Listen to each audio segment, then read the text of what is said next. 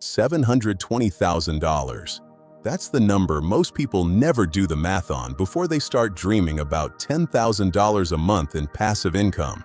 Here's why that number matters.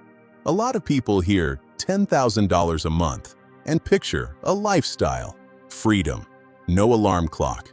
What they don't picture is the math sitting underneath it. And that math is a lot less forgiving than the fantasy. Let's start with the real formula. If you want $10,000 a month from investments alone, without touching a job, without selling anything, you're talking about $120,000 a year. Using a safe, historically reasonable withdrawal rate of 4%, that means you need roughly $3 million invested. Not $300,000, not $500,000, $3 million. That number stops most conversations right there. But it shouldn't, because there's more than one way to get to $10,000 a month, and most people only ever consider the hardest one. Dividend investing is a different math problem entirely. If you're building a portfolio that pays you through dividends instead of withdrawals, and you're targeting a realistic average yield of around 4%, you still land close to that same $3 million mark to hit $10,000 a month reliably. The number doesn't magically shrink just because you picked a different strategy. Physics doesn't care which spreadsheet you use. Real estate changes the shape of the problem, but not the size of it. Rental income at $10,000 a month usually means several paid-off properties, or a smaller number of properties with enough equity that the cash flow after expenses, vacancies, repairs, and property management actually clears 5 figures. People see the rent roll number and forget the maintenance, the vacancies, the month something breaks. The gross number and the number that lands in your account are almost never the same. And that's the part almost nobody accounts for early enough. Gross and net are not the same conversation. Say you do hit $10,000 a month in income, whatever the source. Taxes take a bite immediately. Depending on how that income is structured, you could lose 20 to 35% of it before you ever see it. That $10,000 can quietly turn into $7,000 or less in your actual pocket. Nobody puts that number in the thumbnail. Then there's the lifestyle math underneath the lifestyle math. A lot of people chasing $10,000 a month are picturing what that number buys them today. But if you're 10 or 15 years into building toward it, inflation has already moved the target. What costs $10,000 to fund today might realistically need $13,000 or $14,000 to fund the same lifestyle by the time you actually get there. The number people are chasing isn't fixed. It's moving while they build toward it. This is where most financial content gets dishonest, intentionally or not. It sells the destination without pricing the ticket.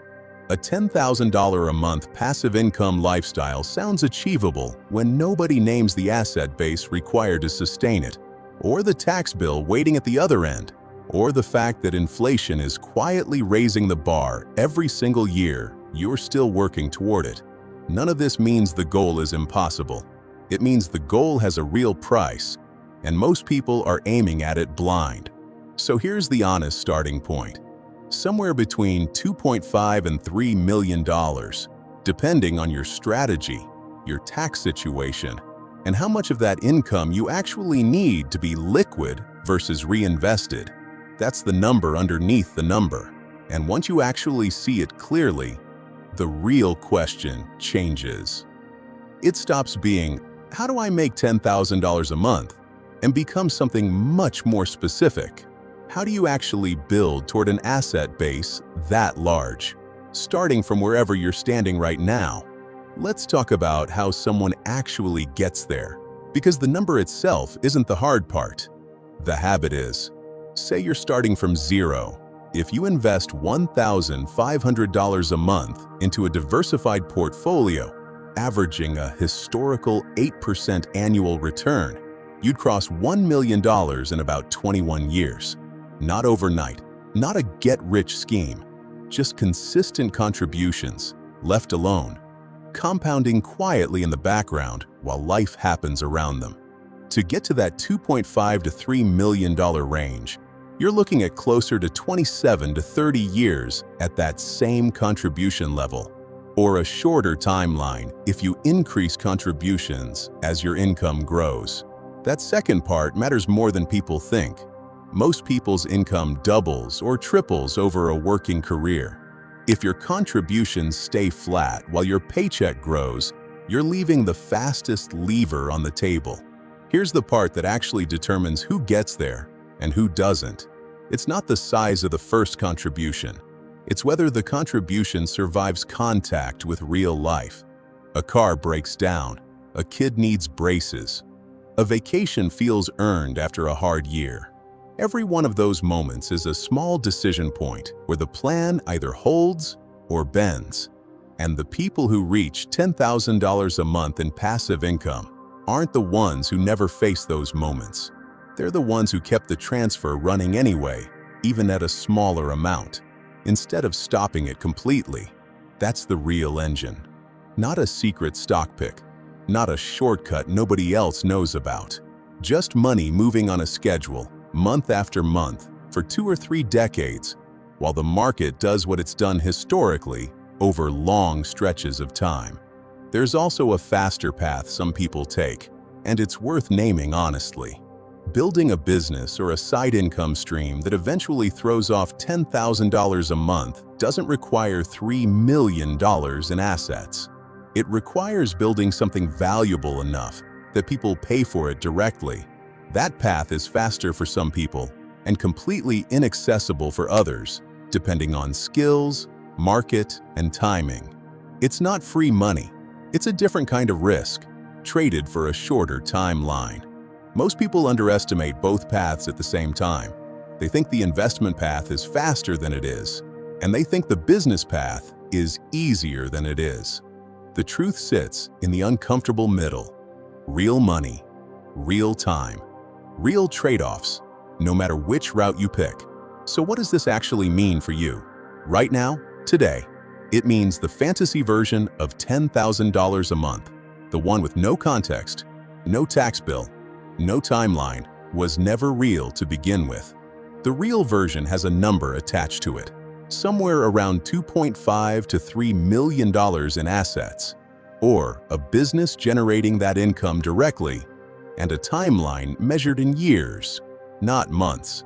That's not a discouraging number. It's an honest one, and honest numbers are the only ones you can actually build a plan around. Go back to where we started. $720,000 sounded like a big number at the beginning of this. By now, you know it's not even close to the real target. The real target is nearly 4 times that. And the gap between what people assume and what it actually takes is exactly where most financial disappointment comes from. Here's the one sentence worth remembering. $10,000 a month isn't a lifestyle you buy. It's an asset base you build, one unglamorous contribution at a time. So the real question isn't whether $10,000 a month is possible. It's whether you're willing to keep the transfer running for the next 20 years. Even on the months, it doesn't feel like it's working. If this kind of honest money math is useful to you, subscribe. There's more of this coming.